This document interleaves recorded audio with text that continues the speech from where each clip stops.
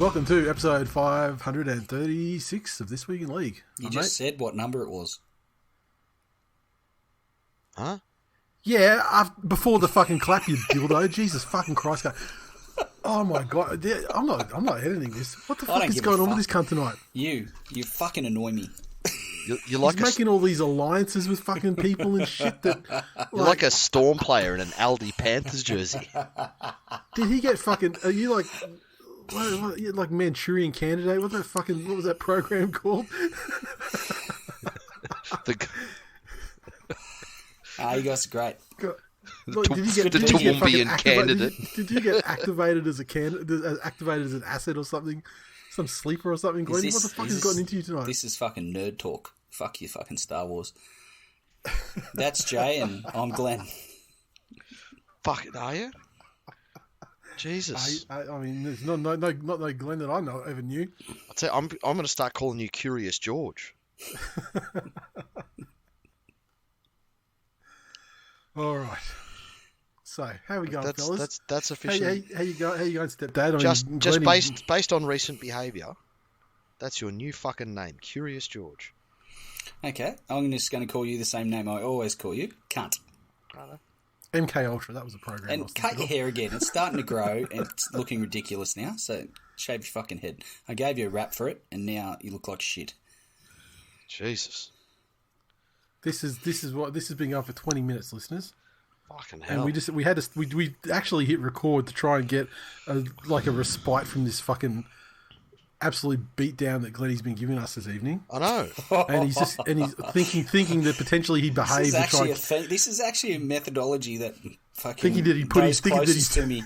Some would say I bring this upon myself. This is exactly the same methodology my wife uses.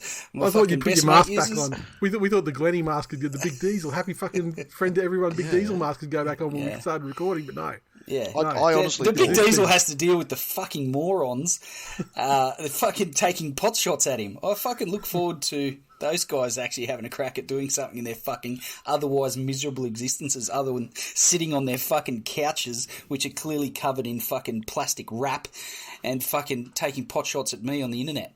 Now, who are you fucking talking pieces. about? All of them, every last fucking one of them. Cunts, the lot of them. I think Glennie's having a fucking psychotic break. Not yet. Have you seen allegedly? Is this because the sound cunt, the motherfucker with the beard, the cunt with the curly tail, all of them. There's billboards going up all over Toowoomba with your pictures on them that says the Big Diesel votes in referendums like he wins grand finals. No. Don't. There's certain things, certain lines you don't want to cross. You'll get an angry message in Messenger. Don't do it. Why? Don't cross the lines. Tell him now. The line can only be crossed one way. Can only cross one way, but you can't cross the line. Are you talking about our borders? Look, is this a stop the boat segue? Take it however you will. I just like to be on my best behaviour at all times. That's what I do. Glennie, you are, as they say, on one. Jesus. How many drinks you had tonight? 0. Fuck. Meetups gone be lit. I should have had more, because fuck, it'd make it you cunts easy to deal with.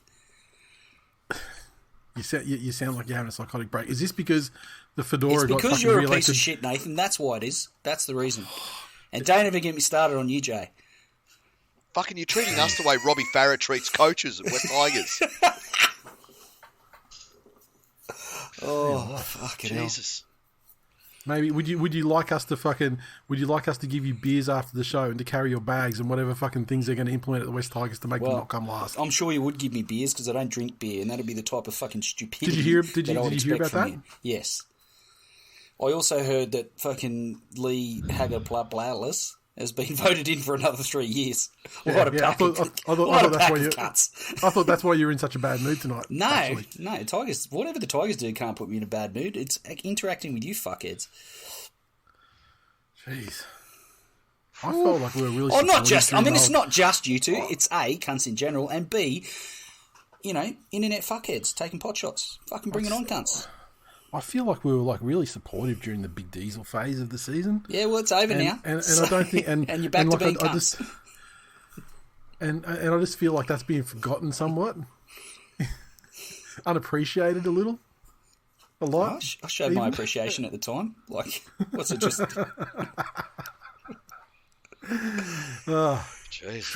Short memory. Obviously going to be short show tonight. 2 games on, 2 games off to go. So, without any further ado, let's talk about them.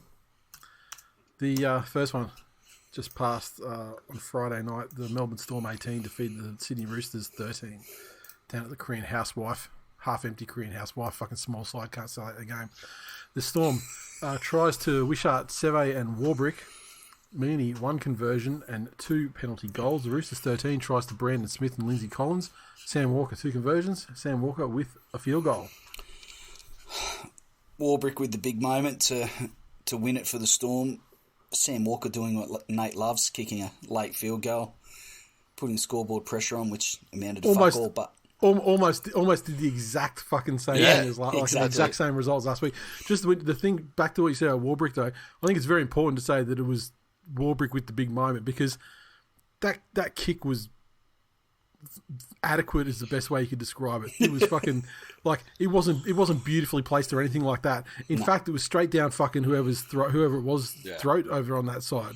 I mean, and the work Warbrick did to get himself there and rip it out and then finish it and score the try. And he's had moments. He's had big moments this season, and I feel like he's been building to that. And I think that's an exclamation point on the great season that he's had, which is obviously still continuing.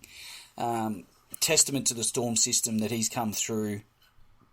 Obviously, the fact that he's it's obviously a fucking hell of an athlete on top of all that. So I think the Roosters, we'd probably have to look at them and say they overachieved. I think so. And because they were a play away from fucking winning this game too. Yeah. And who would have picked that? I certainly didn't. I thought the Storm were going to fucking put them to the sword. Well, look, after the first week performance of the Storm, and knowing the injuries they had and stuff like that, the Roosters were definitely a better chance than you would have said. Just like when there's 8 sides left and the last round of football's been played, and you go, yeah, that's Storm. Storm fuck them up, but they definitely overachieved in terms of results. Did they overachieve from where people said they would be though? Because it seems to me that at the beginning, but where they were, like even from halfway through the season, that's what I'm saying. I mean, they were said to be they were the pre-season favourites to win the comp, but at no point in the comp did they actually ever assume that mantle and look likely at all. No, not at all. I mean, they got to the final of the pre-season thing, and that's the best they did all season, and they were never in it during the regular season, and scraped into the finals, and so then once they got into the finals, they did well considering their lowly stature. I don't know what else to say about this game. Sorry, I interrupted you, Glennie, before. No, I think that was pretty much my point. Was the moment for Warbrick, and the fact that the Storm, steadied the ship a little bit, and the Roosters, got and like you say, we're a play away from being a game away from the grand final, which I would not have picked. And if you look a couple of months ago, they were you would have been fucking laughed at for saying they'd be in this position. So credit to them. Harry Grant kind of redeemed himself somewhat. Had a terrible game in the first round of the finals. Yep. And was he was great. One of the Storm best, if not the best, like the catalyst for them in this game. He was. I wonder how much is that is. Sorry, Jay. Coming up against Brandon Smith brought out the best in him. That's going to be part of my next question. What's your take on Brandon Smith as an acquisition for the Roosters? Obviously, at the Storm, as part of a rotation with a fucking state of origin hooker, he excelled. Can he be the buy that the Roosters thought he was over the next couple of seasons? I think in the finals he was. Like when it got down to those the pressure, like those big games, he finally started, doing the Brandon Smith thing that they probably wanted all season. But for the entire season though, barely sighted. I mean, he was out for like periods of time as well. Yeah, but yeah, I don't think he sort of showed a glimpse of himself, and until the finals where he was good. Yeah, I think the other thing is for the first time in any time I can remember, Melbourne have zero fucking defensive strategy for pace and lateral movement. The Broncos showed it to them in the first week when they absolutely fucking analled them, and any time the Roosters put on any sort of pace and moved the ball quickly, Melbourne just looked completely out of sorts. Yep. Fair. So that'll be something for Panthers to look at. Although that's not really the natural way that they play. But, yeah, look, this game followed the exact script of the Sharks game, except for there was one extra play. But I think one of the bigger things out of this game was, look, I've been critical of Ashley Klein for fucking 10 years. And now the general public's finally got on board and started giving death threats and stuff like he deserved. So, fuck me. That, like, the fact the Storm got that epic last second win with that play was great, and it was a big moment. Only got to that moment because he refused to fucking give a valid penalty, which would have given the Storm a fucking chip shot goal from about 5 metres to the left of the upright, 20 metres out. And not to mention the other, like the knock on, was it Harry Grant who knocked it on in the like in the lead up? Like, yeah, and he was like literally right in front of the post, and Klein was standing sort of at one of the uprights, looking like he was probably closer than any other player to it. He was that close. And I actually heard. Did you hear him actually apologising? No. On the during the game. He was apologising. I've got to call it as I see it. Yeah. Oh, that's that's quite refreshing to hear a fucking referee not wait for fucking Graham to say they were wrong and apologise on their behalf. I was going through the stats for this game to, pick something out to talk about for the review. You know those times where there's a person that has like the world's most fucking unimportant job, but does it like they're fucking Oppenheimer? Like just every fucking part of them goes into that job, and you might say they do it too well or they're too technical at it.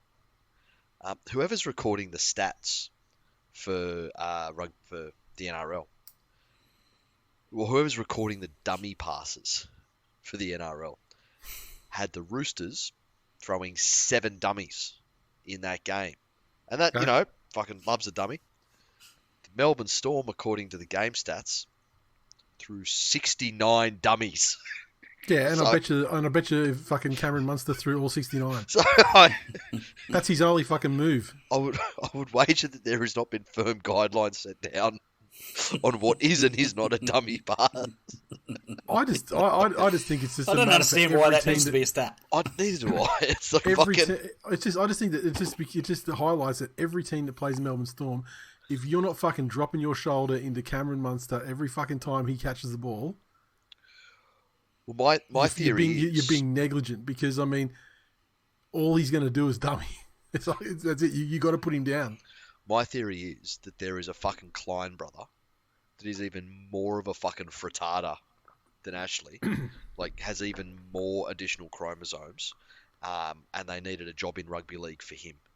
And so they've given him the job of counting fucking dummy passes and made it an important official stat. So now it appears in all games. And I believe that Ashley Klein is like an assistant to the bunker or something this week. He hasn't control of neither of the games. So this should be an end to his stranglehold of big matches, finally, and well overdue. Yeah, good. Anything else on that one, fellas? Just on that note, what happened to Grant Atkins? Did he piss someone off? Did he say the wrong thing? Because he was up and coming, and he's been great. No, he's had some. This is the thing. They've all had fucking issues. Yeah, they've all had issues, and that's the problem, because you can't point to any of them and just go, wow, that guy kills it every time. And you can't put all of them this year, particularly. You can point to specific things where you're going, that was fucking terrible. So yeah, regrettably, because with all the technology we have these days, it should make their job easier. But makes it easier for us to highlight the mistakes. But I mean, that same technology that highlights the mistakes can be used to relay the correct decision. Yeah, it's not within fucking hard. Within 2 seconds. Yep, pull You know? it back, Ash. Pull it back. There was a knock Yep. on there. Yep. Oh, no worries. I've had advice from the bunker. There was a knock on. Yep, that simple. And I mean, yeah, you know, you got two touchies there. It should also be seeing that shit as well. But you know, Well, like, there is something that still rings fucking stupid to me about saying, well, hang on, we have two touch judges that are standing a fucking fair distance away. yeah, when I can zoom in on 4K from the bunker. Yeah, exactly. Yeah, Like, robots can drop fucking hand grenades on Russians in Ukrainian trenches. yeah. Surely they'll see a bobble in the fucking ruck, but yeah, who knows? All right. So then look at that. One game down, one to go. The Warriors 40 defeat the Knights 10 over in Mount Smart in Zid. The Warriors 40 tries to Nickel Cook start, Adam Fanua-Blake, Montoya, Dylan Walker, Rocco Berry, DWZ, and Bailey Sirenin. 6 of 7 conversions to Adam Pompey. The Knights 10 tries to Marzu and Dylan Lucas. Callum Ponga 1 conversion from 2 attempts. Impressive from the Fucking Warriors. noise. Yeah, Atmosphere in this the fucking crowd. thing. Holy shit. Yep. Yeah. That was fucking amazing. But, pumped up on fucking juice of a fucking amazing bounce back performance when they had some fucking troops back on deck. Yeah. Yeah. And they showed that they can actually, they do belong there. They got rid of, they saw to an end to the bottom 4 sides in the finals, which is the way, Yep. it theoretically should be. Yep. Which was, ended, I mean, the Knights in terms of a streak and, they were like the hottest side, form-wise in the left in the competition at this stage, at least on the results. But, and they fucking handled them so easily.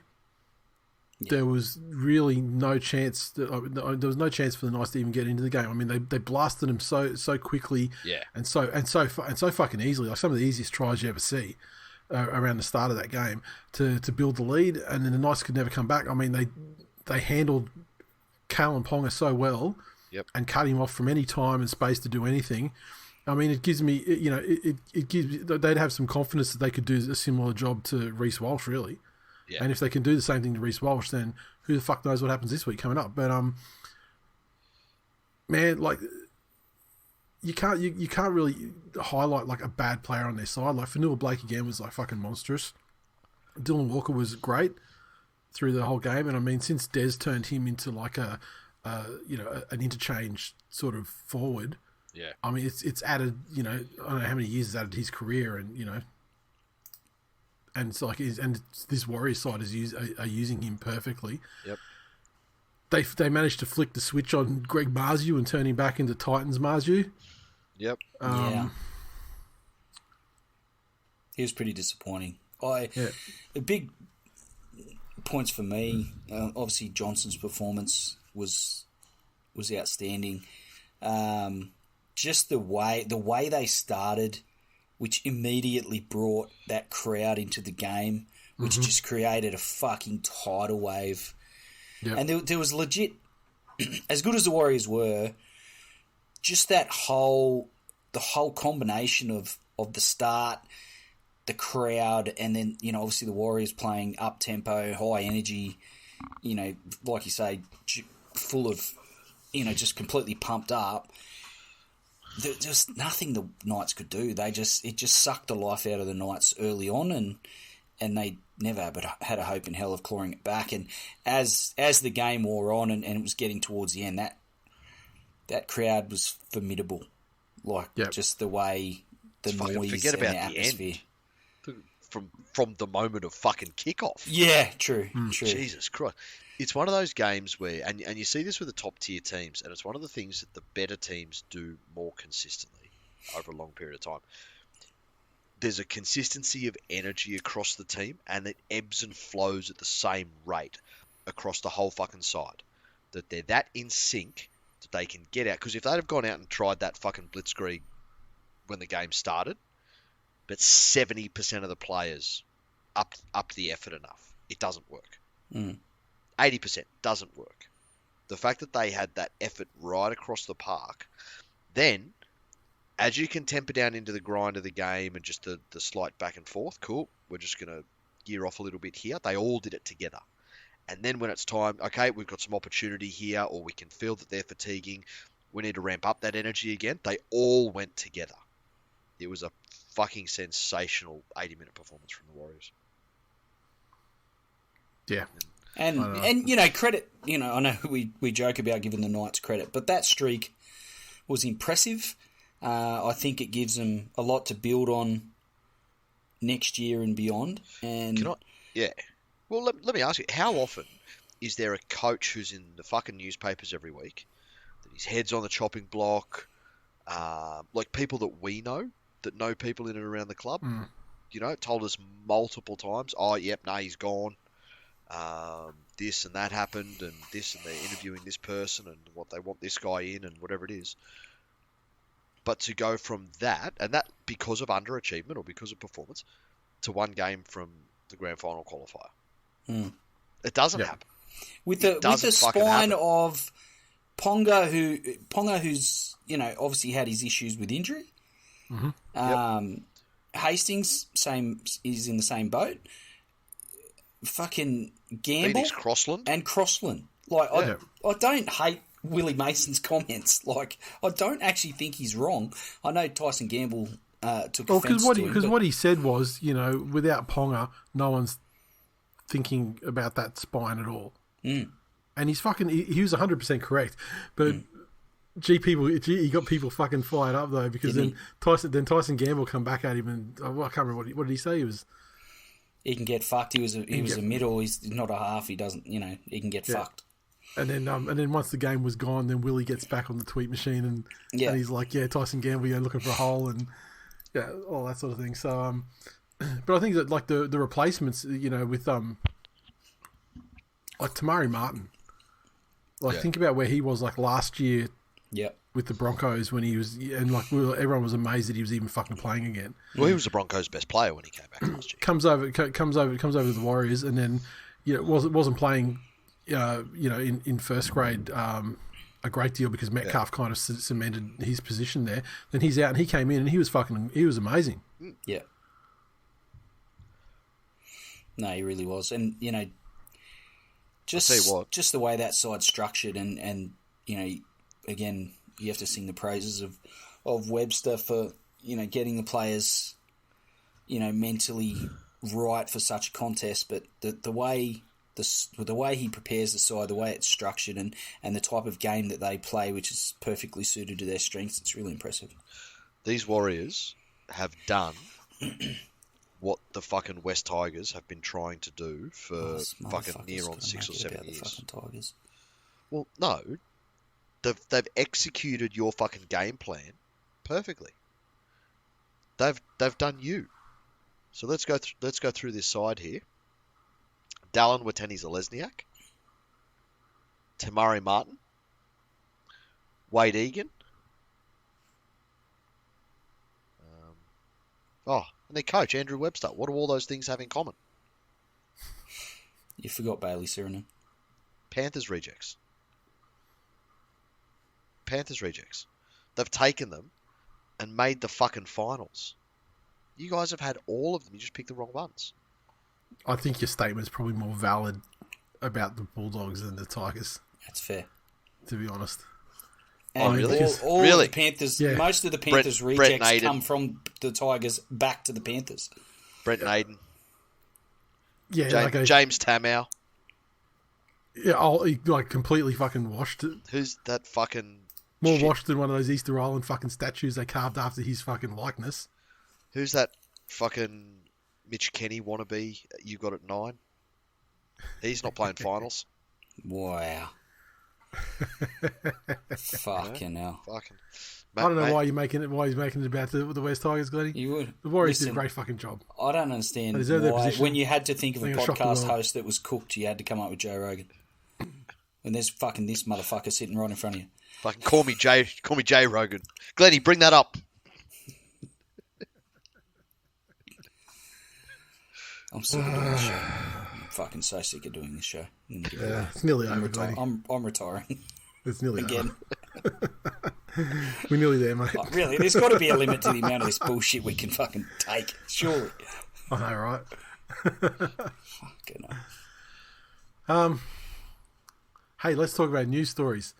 Good job, Warriors. Now, did you see the interview with Ben Hunt where he was okay? So he said as we know, like let's just recap for those who know the saga of Ben Hunt. He was trying to get a release, from the final 2 years of his contract with the Dragons so he could return to an unspecified club in Queensland. The Dragons denied it. They thought that Shane Flanagan's coming in, he can convince him to stay, and it's a new coach and everything, and maybe that'll change everything. But in an interview, Ben Hunt declared that the Red V is, quote, honestly, not my first choice. And he thinks that the Gold Coast Titans probably don't have the money, but he would like to go to any team in Queensland as an option. And he said that during the contract drama, he said retiring from rugby league has definitely come to mind amid the Dragons' desire to hold on to him. He says he would prefer to come back to Queensland, but he hasn't ruled out retiring to get out of the Dragons. I mean, he goes on to say that he's got good footy left in him, so it's not an option and stuff like that. And he's like, I'm going into the Dragons for the preseason. I'm committed for this season. I'll be captain if they want me to be. But I mean, like, come on, like really? I mean, the only other club other than the Dragons that would probably make him captain after all this carry on is probably the Tigers. Like they'd make him one of 5 exactly Tigers. what you hacked on captains. this fuckhead for doing. No, on this occasion though, I think it's valid. That's what I'm saying. No, I'll take your point. I'll agree with it. Like maybe not the captain, but one of 5.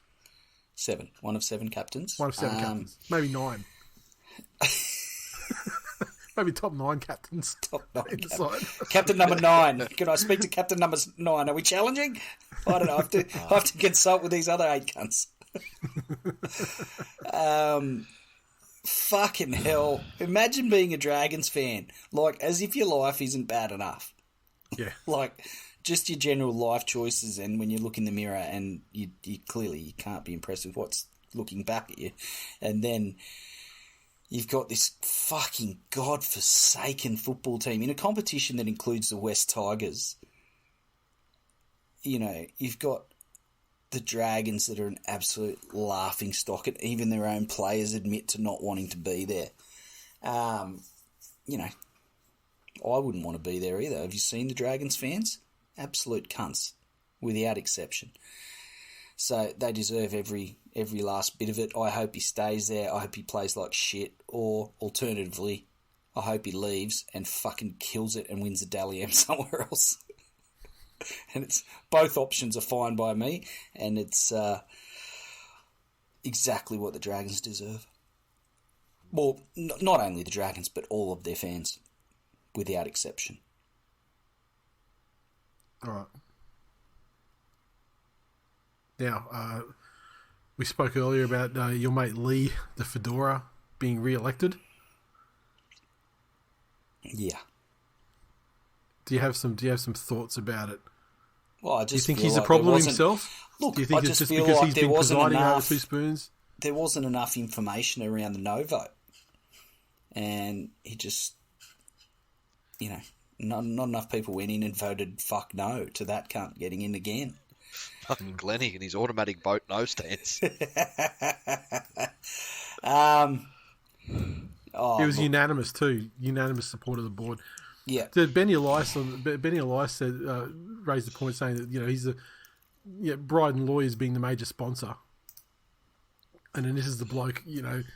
Like it is a conflict. It is a conflict, right? Yeah, 100%. Like a massive conflict, and when we talk about major sponsorship in the rugby league side, you don't want to potentially agitate and see that money walk off the front of your jersey. Especially when you've come off the back of 2 spoons in a row, and you're not exactly the most fucking marketable. It really does. Again, the amount of fucking times I've said this, it goes to the utter lack of professionalism in the structure of the clubs. Yeah. The fact that we have a professional sporting code where there are umpteen different entity structures, there are umpteen different fucking ownership structures. You have some owners that are leagues, clubs, and gambling license holders, and then you have others that own the fucking only media in Australia that shows the game. Like the absolute shit country that goes on at all levels of ownership of clubs is fucking bullshit. Yeah. Really, the more I think about it, how fucking great would it have been if they'd have gone, oh, look, COVID's happened, the whole world's fucked, we're going to take 6 months off and explode everything and come back with all of this bullshit fixed. And then all of a sudden go, hey, we've got, whatever it is, 17 licenses. Cunts, come and buy them. You ever wanted to own a sports team? Come and buy them. Professionalise the shit out of everything. Hang on. And this asks that question of how did this happen in the beginning? Oh, we'd love to be your major sponsor. Oh, hey, can our boss fucking run to be your chairman, please? We promise we'll never ever use the fact that we are your major sponsor as leverage so we won't get voted back in. You know, essentially making what should be a democratic process essentially useless. You know, we promise we'll never do that. Just take our word for it. We're lawyers. You know, You can trust us. Fucking hell. Yeah. Look, good news for you, Glennie. That, with the West Tigers extending Jahream Buller to a 4-year extension. He was at the start of the season. He was unknown and on a development contract worth $60,000, and he's managed to parlay that into a $2.7 million 4-year deal. And is allegedly the best fullback to be named after a hot water heater. Well done. It's the most random shit. You couldn't have gone with Buller ice cream, fucking. I get that fucking install a Ream song in my head every time someone says his name. It comes on steady, hot and strong. Well, I mean, that's what Glennie's been saying all fucking year, every West Tigers recap. I mean, he wants to install Jahream. In his anus. Right where his compatible socket is. Let me just fucking plumber's tape up there. I don't know how to respond to that. Well, yeah. Buller would have to wrap some of that fucking tape. He'd have to wrap probably a couple of rolls of tape around there, just to get a tight fit. Hey, hang on a sec. Wow. I don't know, some fucking, just... Well, there's been a few cameras up there, but that's about it. I don't know if it would have loosened it up too much. Look... Do plumbers still use fucking Selly's No More Gaps? Maybe we need to get sponsored by them. Fix the hemorrhoids. No, quality... Look, the Tigers don't get much right. They got that one right. I like it. How about you happy with the dollars? Oh, I think they have to. Otherwise, he's probably off to Penrith. That's not too bad, was it? Like $650 or something. So yeah. That's all right. Yeah. Otherwise, in 6 months' time, we'd be off to Penrith to replace Dylan Edwards, and we'd end up with that fucking scrub because we get all the Panthers rejects, apparently. So. Yeah, but he'd probably be. I mean, if we're being real, he'd probably be off to the Roosters, right? Because Teddy's getting a bit on. Yeah, I know. Take the next. Why you got to bring that up? Why you got to bring? I was trying to be a smart ass. You got to bring actual facts and logic into it. I mean, I thought that's what we're doing here. Since when? So, Glennie, essentially, what does that give you? 3 more trade windows to give him a reason to stay. Yeah, I don't know that we're going to be able to do that. We'll probably win the Spoon again next year. And, the trifecta. Is there an 18th team coming in next year? The thing is, Volandi's moved so quickly on these things, so maybe not next year, but maybe the year after. I reckon there's a great chance for the year after. But, yeah. It might be the Tigers in plateau next year and then decline the year after. The differential might suffer or the number of wins or something. True. I mean, there's always ways we can get in there and tweak the formula, make the hashtag true, massage the figures. You know how it goes. But he's been, one of the very few shining lights of the season for the Tigers, and a full off season with the top squad. I think it'll do him well, and he'll come back bigger and better next year. And I think that's actually reasonable money, especially if he if he does come and have a big year again next year, I'm sure his agent will then be agitating for an upgrade or whatever. But I don't mind the money that they've done. Like I say, they don't get much right. They got that one right. Yep. Nice. All right. I don't have any other news I want to talk about, so we can move on to the teams. Mm-hmm. Everyone agrees. Oh, you got any socials you want to do there, stepdad? For the roundup after the round? I was just going to say, did you see the Cowboys? They've gone through a mass cull. Yeah, it's all. I mean, it's all guys like that are pretty much outside the 17, with the exception of Hiku's like gone. Hiku is probably one of the only ones. I think most of them are very fringe and Queensland Cup sort of thing. So, which is what you want to be doing. I mean, you want to get rid of those guys and try and get better guys in. Especially you had guys there too, like Brendan Elliott and Hiku and that, and like pretty old.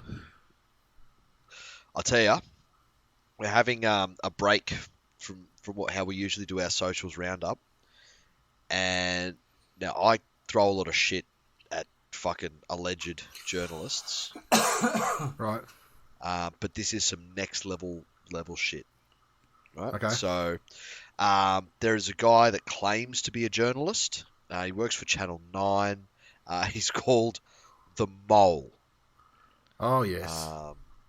So, if you remember a little while ago, he had a sponsorship thing with one of the fucking bookies, where he was giving out, like, multis, Okay.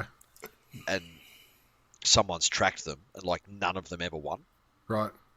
Which, funnily enough, I saw something else on Insta today about a guy that tracks, this is on the AFL, they must do, same as in league, before the game. Yeah.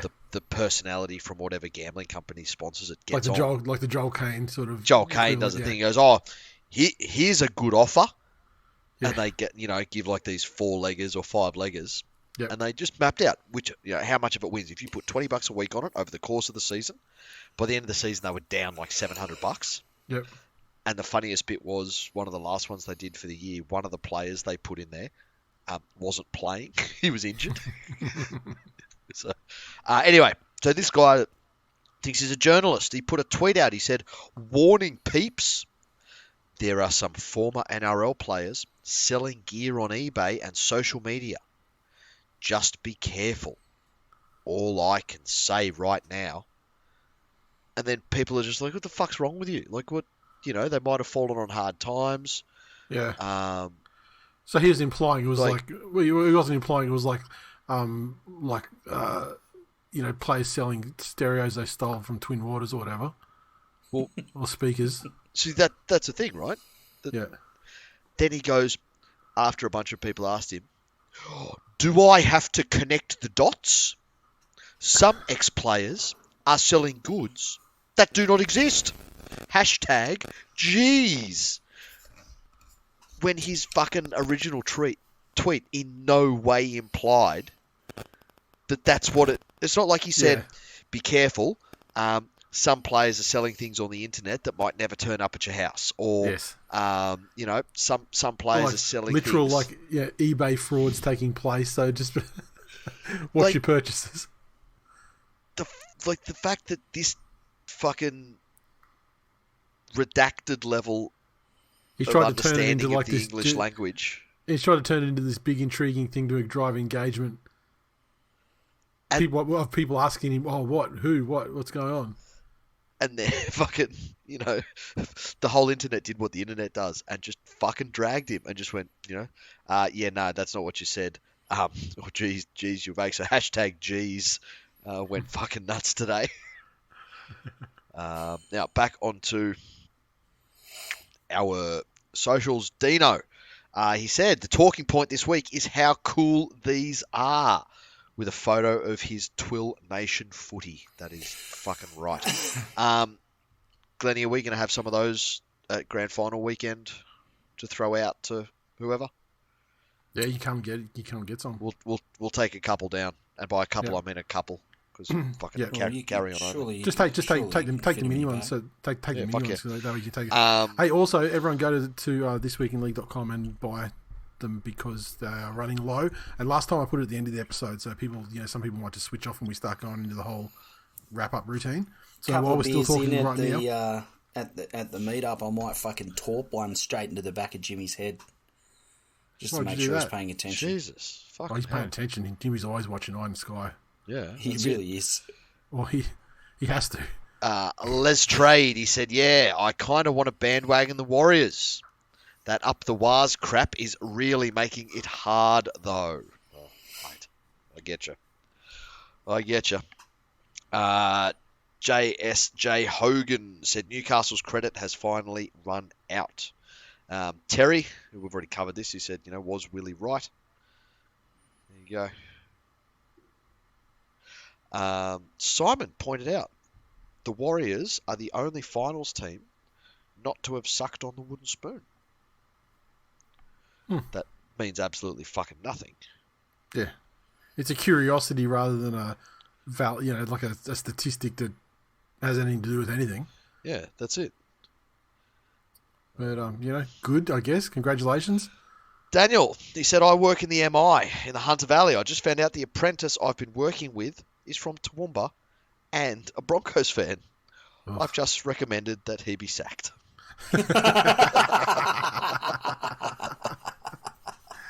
Brilliant.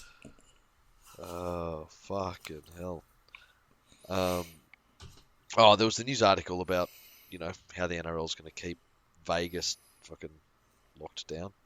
Yeah, I mean, good fucking luck. Good luck with that. Hope it all works out for you.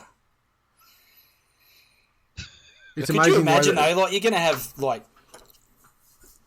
rappers and fucking, US athletes there making it rain.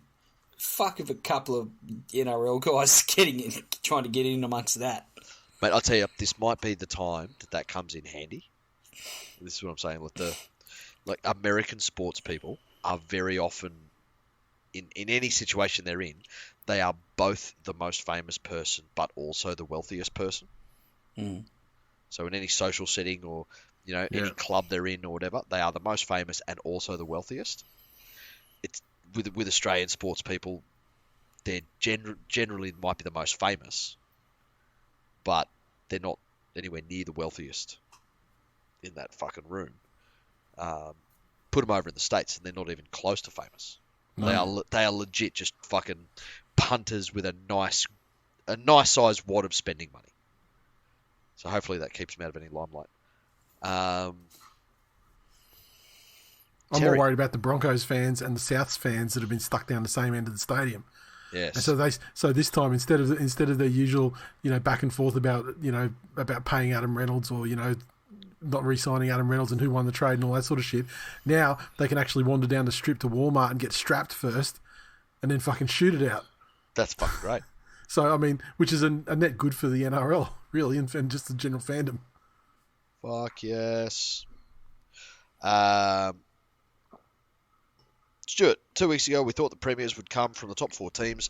Now we know it. We just gave the likes of Newcastle and Warriors a chance to put on big home crowds and the broadcasters to get some ratings while they figured it out. Ryan, I reckon Glennie can look forward to seeing Ashley Klein refereeing the Toowoomba C-grade touch footy comp next season after Friday night's performance.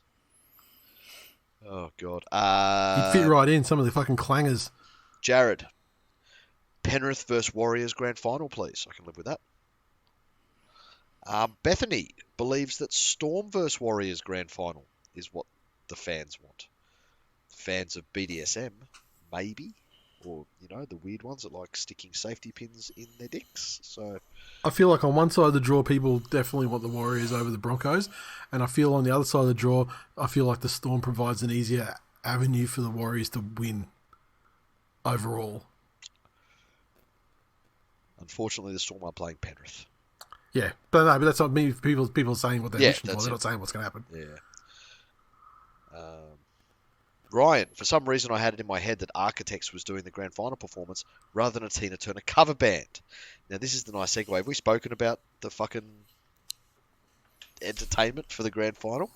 I feel like we must have. I feel like we did. Or was that in a members-sode, did we? Okay. Oh, I mean, it might have been maybe it was in the members one. Yeah, I'm not sure. Well, then that's a fucking useless segue then. Onto the previews. Okay. I mean, you could have just rebuilt it. We've already spoken about it. Fuck that shit. Okay, cool. Okay, so we come up to the last round of the preliminary finals. First one's Panthers versus Storm, Friday night from Accor Stadium, which at this stage is doling out the 2-for-1 tickets because it ain't selling. And furthermore, I saw on Twitter, I saw some NFT project today dropping 2 tickets to this game to every holder as well. So they're doing everything trying to fill this fucker up. The Panther side, big blow without Tyrone Peachy. Zach Hosking also out. In turn comes in some fucking plotters in Isaac Tungo and Jahream Luai. Luke Garner drops to the bench. Cogger goes back to the bench. And the Storms. Bronson Garlick is out. Jerome Hughes comes in. Tyrone Wishart moves back to the bench. Nelson Asafa Solomona moves to the bench. Harry Grant goes to hooker. Christian Welch to the front row. Who's going? $4.75 for the Storm. Grand final qualifier. Oof. Yeah, but they're not gonna. They don't do it to lose money. That's fair. I said it much earlier in the season, but this game is potentially the one that exposes it more than any other. The Purple Plotters. There's a few. There's a few in that back line which could potentially be found out. Couple more in the forward pack, which is even more alarming. So, obviously, experience. The halves and Harry Grant are key for Melbourne, but I don't know. I don't know as much that Melbourne can do. Expect Penrith to win reasonably easily. I feel that Bellamy can very easily give these guys a plan to get out there and do a job. But this year, more than others previously, he does not have the fucking players to execute. Yeah. Whatever cunning plan he has to expose the Panthers. I think that's a simple matter of it. Guys like Olam is pretty fucking washed. I mean, he's like. Remember when Seve and Tonamapea were like, the Storm fans was like, oh my fucking god, I can't believe, we can't carry these fucking, we can't wait till fucking Olam and whoever comes back. Now they're actually the better options in that back line. But then when you got your Remus Smith and like Warbrick's great and Nick Meaney's been great for them all year, but he's not Pappenhausen prime. No. So. Melbourne can do, when you said there's not a lot that Melbourne can do, there is. They still have the capacity to go in and just technically grind you down. Like, Jerome Hughes is Cooper Cronk-like in his ability to just set after, or end of set after end of set after end of set, make the right strategic decision, put his chasers in good position to give them time to get to the ball, and make the opposition start sets where Melbourne want them to. So they can do that. Yeah. I'm not sure that they can do that as well as play almost flawless, mistake-free football on the other end. And that was the 1-2 punch that Melbourne always got you with. They wouldn't make mistakes and give you any sort of opportunity. And they would absolutely deny you of anything that you hadn't fucking worked your guts out for. So the Panthers, I think, just have too many gears for them. Should get them easily. Yep. Yeah, I think they should win easily. I mean, like the Storm, whatever plan they have, I just don't think they have the deep base of quality players to execute whatever they want to do. Yeah, and that's the difference. Okay, moving on. Then the Broncos take on the Warriors at Suncorp Stadium. Broncos squad unchanged from last time we saw them. The Warriors unchanged from last weekend. I'm excited to see, and you alluded to it earlier, the Warriors did an exceptional job of keeping Ponga at bay last week, and similar style of player at the back for Brisbane. If the Warriors can, execute a similar game plan to keep Walsh out of the game, that's a massive blow for Brisbane. Because so much. He's been in such form that it's all happening whenever he touches the ball, whether he's just creating via his speed and footwork or just the extra time because he gives the defence that oh shit moment as soon as he touches the ball, so they're on the back foot, and he's got that extra split second of time to create for other players. So Yep. I think that is a big key to the game as to whether the Warriors can do that, which gives them a strong chance of winning. I think this is going to be a very entertaining game. They match up quite well through the forwards. The battle between Carrigan and Tohu Harris as well is also key. Payne Haas is a massive important. Blake is a huge. Him being at his best has to be huge for Brisbane, and for Noah Blake in contrast for the Warriors. So I don't know. Two old halves, two old sevens going head to head is a good story. Unless Reynolds gets injured in the first 10 minutes. Look, I do like the Warriors as a story, but I have to tip the Broncos for Jackson. Warriors in front of their home fans. Which may throw my entire fucking weekend into fucking disarray, but anyway. Yeah, I remember when you were doing that last time in 2015, and the net result of that was you spewing for fucking 11 minutes straight later that night after the game. So, that's really stuck in your memory, eh? Look, I do remember that whole meet-up, that whole weekend vividly. It was exceptional, but it's like it's like any scientific fucking like marvel, like if you saw a 10-foot man, you'd be like, holy fuck, I can't believe it. You'd never forget you saw it. Glennie, how are you surprised that somebody spewing for 11 minutes is not etched in someone's memory? How? Well, it's like the 11 minutes. The 11 minutes from Team America lives in my head. You know how big a stomach is, right? You know how big a stomach is. So you therefore know how much liquid it can theoretically hold as a maximum. And then when you're hearing it getting spewed into a toilet, so you're hearing the impact on water. Yeah. You can hear it. It's still going. You can hear it hasn't stopped going. And so it's still going, and it's going. Anyway, then 10 minutes later, you're like, how the fuck could there be anything still like to come out and splash that water? Like, well, you're right. So there's a fixed volume. The only way you can extend the time that flows for is by upping the pressure. So essentially, Glenn spews like a gurney, is what you say. Yeah, but it was almost like he was like plugged in like a human centipede, like you say, he was plugged into like other stomachs, so he could spew like 8 people's worth. Cuttlefish and asparagus, Glennie. Still not. Or vanilla paste. Look, stop the Warriors. There's a couple of facts about this game. I mean, the Warriors, they lift in front of their home fans. The second fact is the Warriors are playing in front of a massive home crowd. They are. This game as well.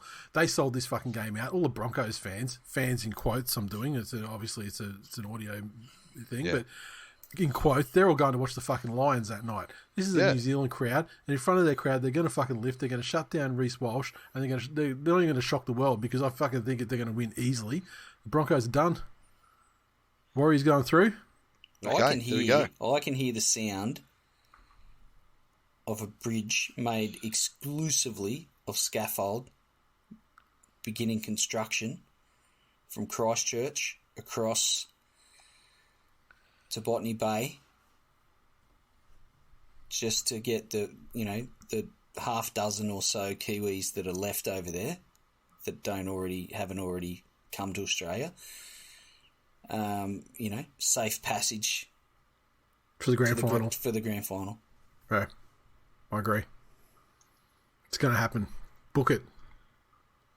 And the Brisbane fans, they won't even know because they'll be more worried about what's happening at the Gabba. That's what's a fact. A Gabba? You are a fucking ignoramus. What's a Gabba? What's a Gabba? It's like a kids show. It had people with dressed up in like monster suits and shit. And there was this black dude called DJ Lance. I love that you pick up what I'm putting down. Anyway, Yeah. preview's done. How good's finals time? Yeah. New Zealand Panthers grand final. It's happening. Oh, fuck yeah. Battle of the coaches. Battle of the ex-players. Yep. Battle of guys. That's why the Warriors are doing so well. All those fucking ex-Panthers understand how close they came to going to the Tigers. Or the Bulldogs. Both of those work. It's like that. You've had a situation like where somebody nearly fucking kills you on the road, and for the next like 20 minutes you're like a fucking super vigilant driver. That's these cunts all the fucking time. You imagine the cold sweats they wake up with? Jesus. You get fucking sleep paralysis. It's Benji at the end of their bed. Fucking sit there with your fucking reverse mohawk, having a fucking crack at the Tigers every chance you get, as if they haven't suffered enough. Do you want to talk people through a reverse mohawk? Well, it doesn't grow in the middle. Okay, so it's like so back to that Keefy fucking prodigy Yeah. situation, right? I'm not seeing it. I'm just not. Are you fucking kidding? You need to I'm put sorry, your glasses on. I'm sorry, Glennie. No need to apologise. I'm happy to fucking be on the island. It's fine. Can you just clean your glasses? Or maybe the camera on your fucking, just give us this fucking smudgy. Huh? I'm going to give you a smudgy if you don't shave your head before I fucking see you next Speaking of smudgies, you two will be giving yourselves and anyone who wants one a bit of a fucking smudgy grand final weekend. Fucking wait to smudgy all you wonderful people. On Sunday, whatever the fucking date of the grand final is, starting at midday at the Bar Cleveland, Surrey Hills, Redfern, depending if you want to postcode prejudice yourself and where you're located. I'm going to get there real early. Sydney. I'm going to get there at about 5 a.m. Right. To what end? I'm going to get Jimmy to open up, lock the door behind me, obviously. And there's a liquor license to preserve. Well, that's fair. I won't be needing any liquor at that stage, but I will be needing a pool cue and unlimited dollar coins to put into the pool table. I've got a bit of practice, got some brushing up to do because certain cunts have dined out for fucking 12 months now on fucking beating me at pool. And I might just steal Leo's Switch and get a bit of Mario Kart action, a little bit more practice in. So why are you saying that now, a week out, when you've had 12 months? No, I've been training for 12 months. It's the final tapering. Right, gotcha. It's warm up. It's the on-field warm up, is what you're saying. Yeah, right. That's right. I gotcha. And look, Nathan, you've seen firsthand the quality of my on-field warm-ups. Oh, fucking have I what? Majestic, some would say. Just the tunnel run itself. That fucking left foot step after the tunnel was just. I got the video. I got all the video footage here. I'm trying to put something together for the patrons, and just that step is like. I wouldn't even. Was it a left foot step or was there just a large divot? Oh no, it was. Well, my left foot is a club. My left foot turns in quite. I would say it's almost like I've got fucking. I'd almost liken it to Roger. I'd liken it to Roger Tuivasa-Sheck, except I've never seen that guy do anything fucking anywhere near this fucking transformative or elusive, fast too. The speed of it. Deceptive for a husky gentleman. Well, it was. Yeah, I mean, it was deceptive because it made me think you were much faster, because I never saw that any other stage all day. But just the tunnel, that step, here that I left was foot thinking step. you'd give me a rap. You fucking smashed me right at the end. Hey, look, don't take anything away from that one step. Was fucking something truly magical. I'll never forget. I peaked early. Glennie, before massive left foot step, can spew for 11 minutes straight. They're the things I'll take to my grave. Also, quite belligerent. Yeah. Very, very abusive on fucking instant messages too, just quietly. Now, in Brisbane, had a response to. Thank you to the people who responded and allowed me to cobble together a vague estimate for numbers. By all means, if you're coming to Brisbane, do let me know so I can adjust the booking upwards if I need to, because I mean it's fairly generous at the moment, but you never know. I mean, if we get a massive influx, the venue has been set. It's going to be on Sunday, grand final day, starting at 2 p.m. at Wing House at Bowen Hills, which is in the exhibition, the Brisbane Exhibition Precinct. Across the road from the Ridges Hotel there, close to the train station. There's a parking garage literally next door, and fuck tons of TVs and screens for sporting events. So it'll be good. Nice. Be there. Fuck yes. Can't wait. Anything else, fellas? No, I've had enough of your shit, Nathan. Jesus Christ. I thought you'd come around, Glennie.